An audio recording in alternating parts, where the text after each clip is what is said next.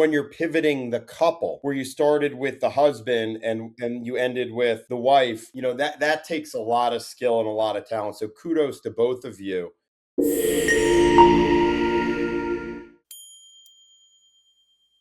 Hi, I'm Mark Schnurman, founder of The Perfect Franchise. Welcome to The Perfect Match. This is our series where we take you behind the scenes of real franchise placements.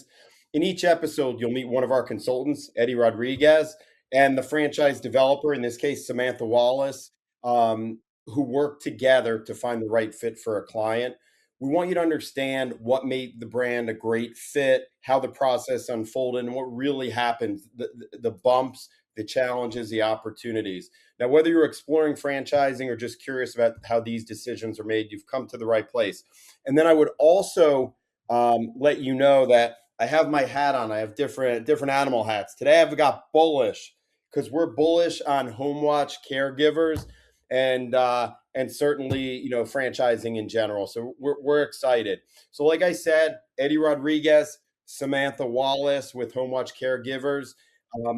At The Perfect Franchise, we don't sell franchises. What we do is we help people make their lives better through franchise business ownership. And it doesn't mean that everybody we speak to should own a franchise. But if you should be a business owner, want the autonomy, freedom, control over your life, income potential, want to build a legacy, build wealth, franchise is a great option. We have the best consultants in the industry. Please reach out to us.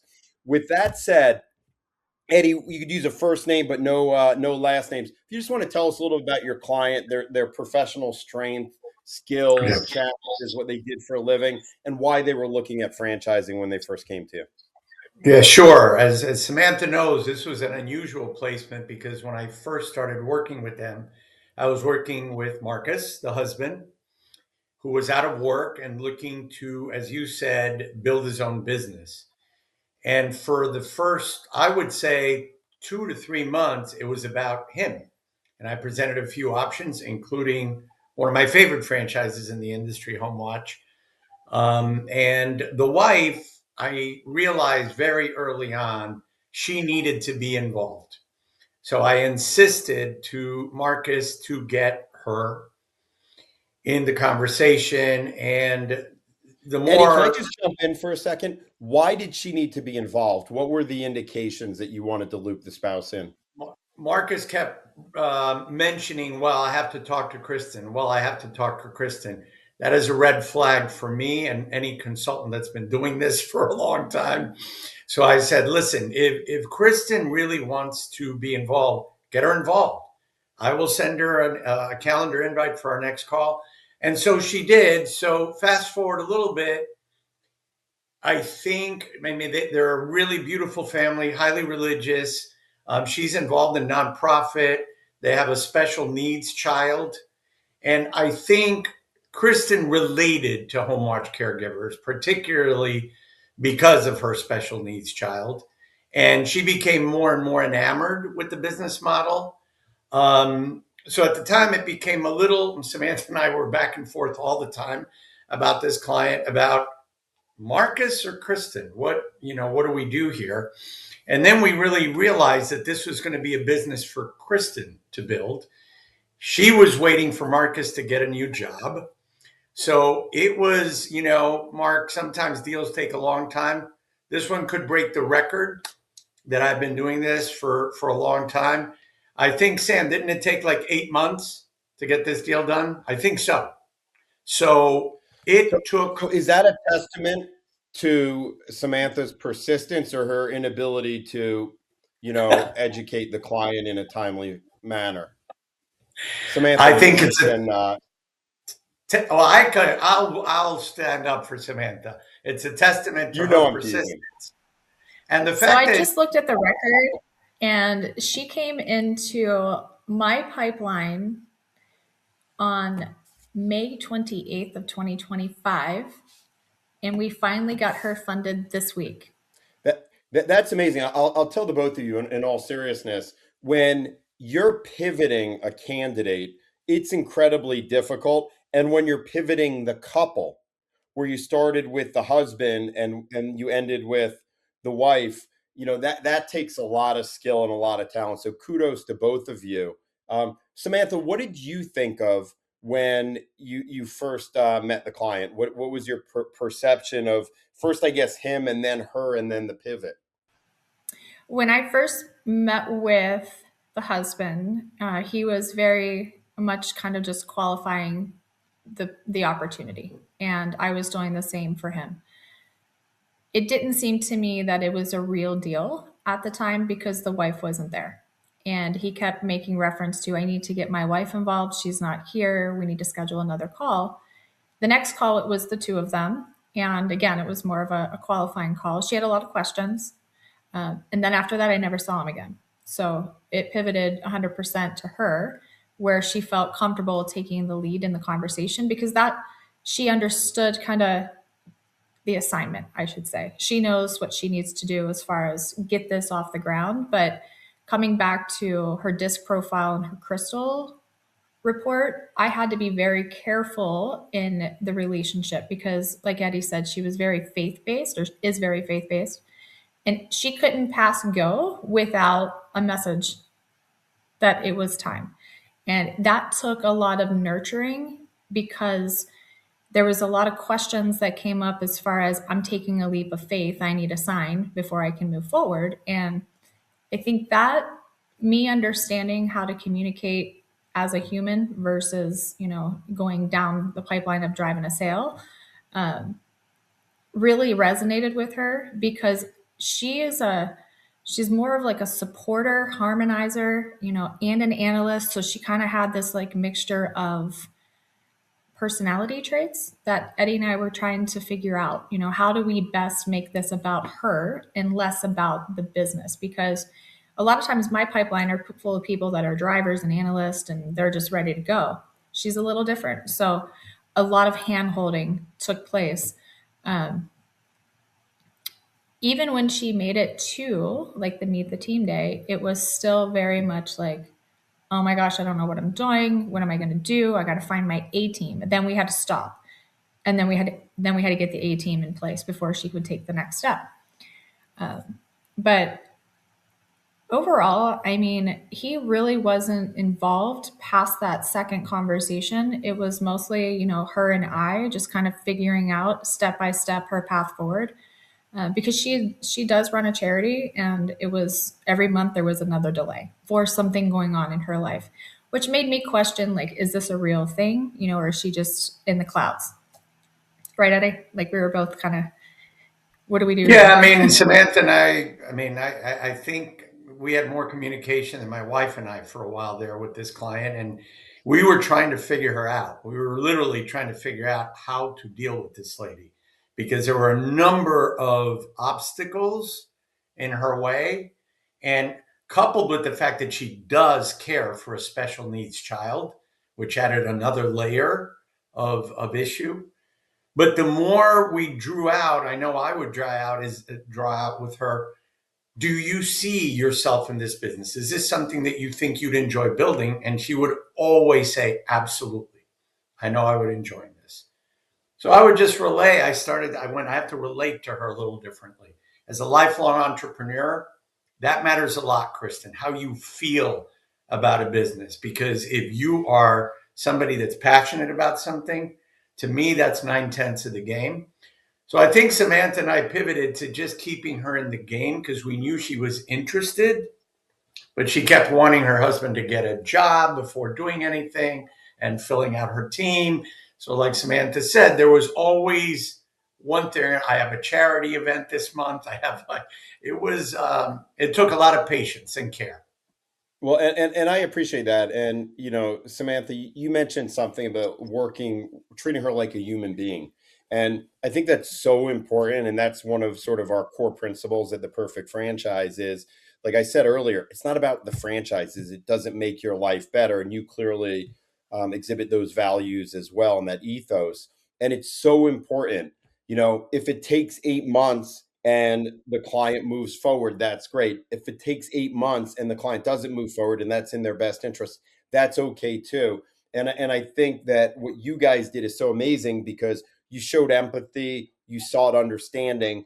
so that you could do what was best for the client, and obviously patience along the way, and also clearly a tremendous amount of skill as you pivoted. But I think too often it's you know uh, consultants might have a tendency, and developers might have a tendency, let's get this over the finish line, let's, but you know the prioritizing what's in the client's best interest and their timeline is huge. So I appreciate that, and I just wanted to call that out for both of you. So we talked about some of the bumps in the road, and primarily the pivot piece. So what at the end of the day, and what's interesting is a lot of times what you see is that the consultant hears one thing and the developer hears another. So I'm curious, what were the challenges? And Samantha, we'll start with you. What were the challenges that you heard from the client after the pivot, right? And you mentioned the religious piece, but what were the other challenges you saw, and what was the ultimate reason from your perspective that she moved forward? And then Eddie, I'd love for you to be able to answer the same question. The number one challenge that I saw was she would come back to, can I do this myself? Right. She said, I have a special needs child. I need to be there for him at 3 p.m. regardless. Like that is front and center in my life. Like nothing's going to take precedence over that. And she really needed to reach out in her community and say, this is the business that I'm going to be doing. Is there anyone that I know that I can trust that can help me with it? And when she finally identified that individual who is part of her operations team now, she kind of had that sense of relief that there are people out there willing to help me. And then the next part of that puzzle was, I need to hire caregivers. And I kept saying, pulling her back. I'm like, that's the last piece you have to worry about. But before she even signed a contract, she had 4 or 5 caregivers already that were just lined up to help her by default, because that's who she is as a human. I mean, she had caregivers circling inside of her house 24/7 with her son since he was born. And the reason that she kept saying, I know that this is the business for me, is because I saw what these people do and I know I can do it better. And if I can provide that for my son and the others like him in my group, she's like, by all means, this is my calling. And that just kept resonating throughout the conversations, that being a woman of faith, runs a charity for her son, taking that leap of faith. I mean, everything had to be lined up perfectly for her to pull the trigger and then the next trigger. Yeah, Samantha's right. There were numerous turning points in our process with them. And when she started to get more and more comfortable with how she could operate the business, she had a team, she like felt it, and the Lord called her to it, and all these positive signs. Then the next obstacle was she insisted on her husband getting a job. She didn't want to touch her money until he got the job. So that kind of created a new pause in the process. And he just, I don't know to this day, maybe Samantha does, if he ever got a job, but he was supposed to get one, I think, in October, and it never happened. And so then Samantha and I just had to strategize and go, listen, at some point, I understand that there's always a reason why she can't make the decision. But at some point, I think we need to appeal to, what is it that you want to do? Is this something that you really want to do? Because if you do, at some point, my role became, and she didn't like when I pushed her a little bit, because she is a very smart lady, but you had to feel out her boundaries. I would say, listen, at some point, I speak to Samantha all the time. You live in a sought after territory in Indiana, and other people are looking. Homewatch Caregivers is a sought after brand in this space. And at some point, and she was like, I don't want to touch her money. And she had more than enough capital to do this deal. And something just pivoted in December where I think she felt like, if I don't do this, I'm going to lose the opportunity.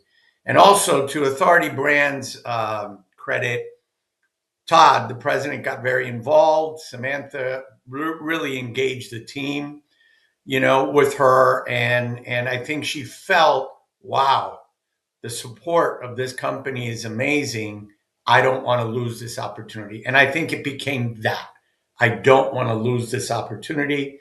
And then eventually, they gave her a deadline that moved out one more time. And then we finally got it done. But it was a challenge. It was a challenge for a lot of different reasons. But kudos to Samantha. She hung in there. She was amazing with the client. And Kristen, I think, eventually just said, I want to do this, and pulled the trigger. So tough deal, There but was a well moment earned. there. I mean, there was a moment where we had a territory check, and I told Eddie, I said, I'm scheduled to call. What are we going to do? And he's like, tell her. You've got to tell her. And I said, I will. And when I told her, she was like, now it's real. And she's like, I knew this moment was coming. I knew it was coming. And I'm like, well, it's here. So what do we want to do? And she said, well, I definitely want the business. She's like, let me figure out my lending situation today. And she did. That's amazing. So what I love about the way you guys work together, you were human, you were great at each of your roles, and then when it was time, you let her know it was time. So that's awesome. Well, I want to thank both Samantha and Eddie for your time today, and everybody who watched this. Thanks for watching. If you're thinking about franchising or just want to understand what the options might be, again, please reach out to us. Reach out to Eddie or me. Subscribe to our channel for more insights, more success stories, more franchise education. And the next step is with the perfect franchise. Connect with us, and we will see you in the next episode.